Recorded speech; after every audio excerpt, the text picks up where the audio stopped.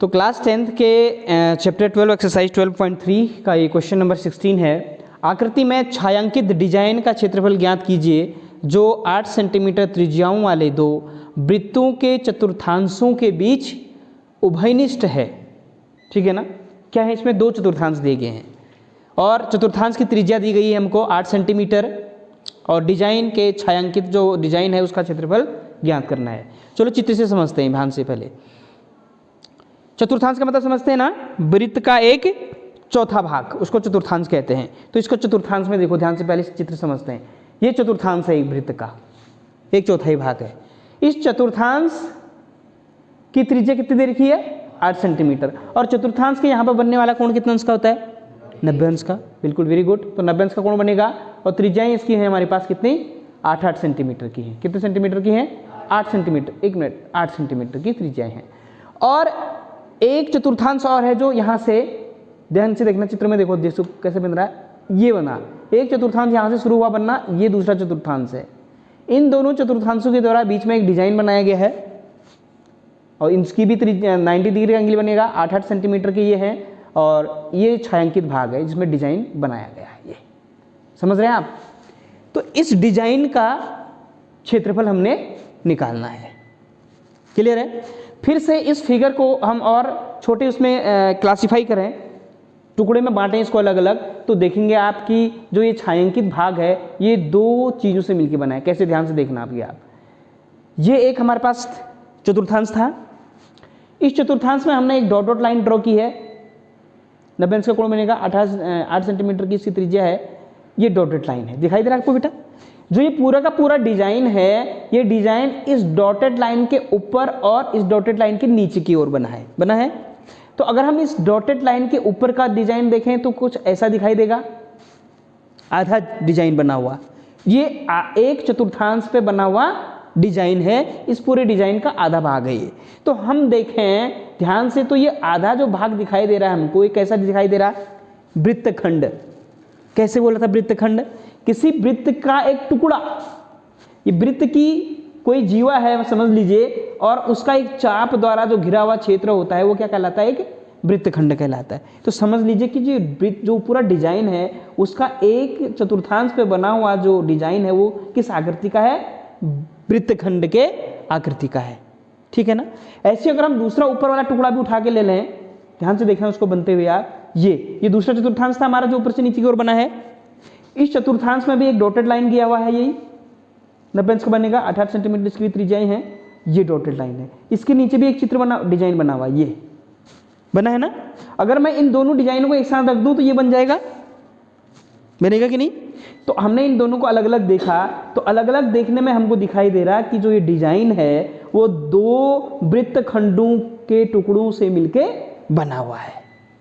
तो अगर हम डिजाइन का क्षेत्रफल निकालने के लिए दो वृत्तखंडों के क्षेत्रफल निकाल दें तो डिजाइन का क्षेत्रफल निकल जाएगा। निकलेगा कि नहीं, समझ में आ गया ना।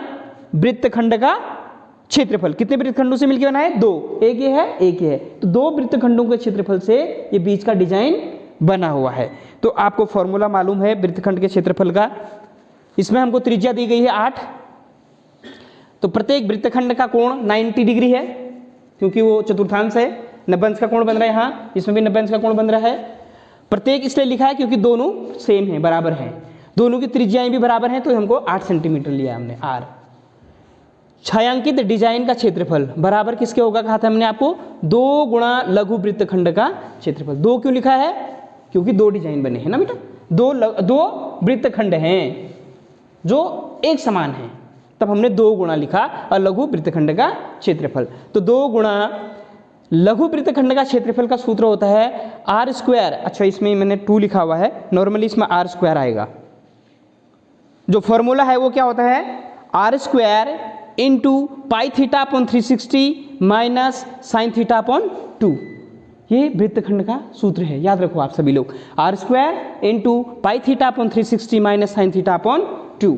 चलो वैल्यू पुट करते हैं तो इक्वल टू ऐसे रहेगा 2 into R square. R equal to कितना है 8 का स्क्वायर, ब्रैकेट पाई की वैल्यू 22/7 22/7 गुणा थीटा की जगह 90 क्योंकि थीटा 90 है, बट्टे में कितना है 360 बट्टे 360 माइनस का माइनस साइन थीटा, थीटा की जगह 90 तो साइन 90/2।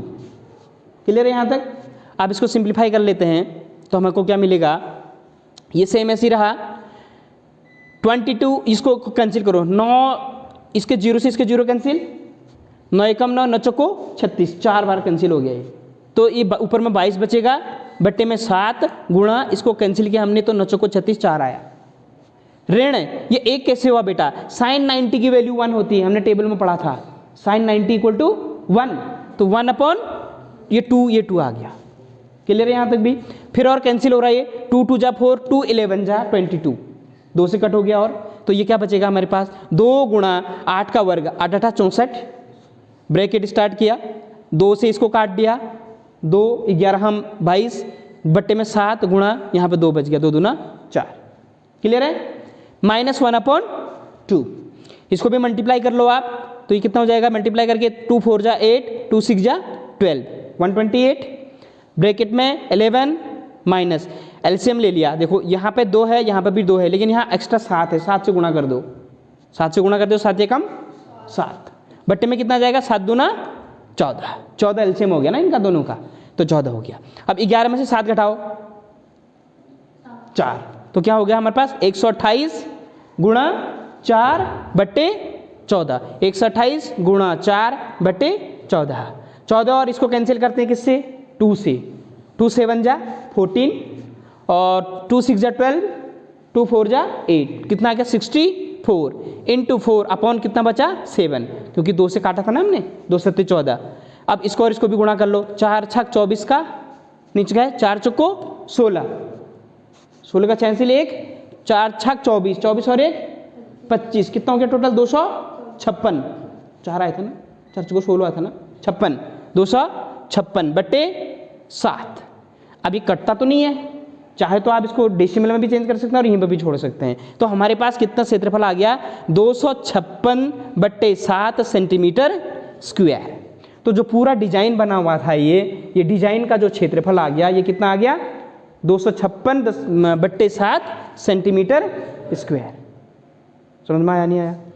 ये दोनों जो वृत्तखंड थे, टुकड़े थे, ये अगर इसको हम एक साथ चिपका दें तो क्या बन जाएगा, हमारे बीच का डिजाइन बन जाएगा। तो डिजाइन 2 भागों में बांटा हमने इसके, 2 लघु वृत्तखंडों के क्षेत्रफलों के बराबर। और लघु वृत्तखंड का क्षेत्रफल सूत्र याद करो,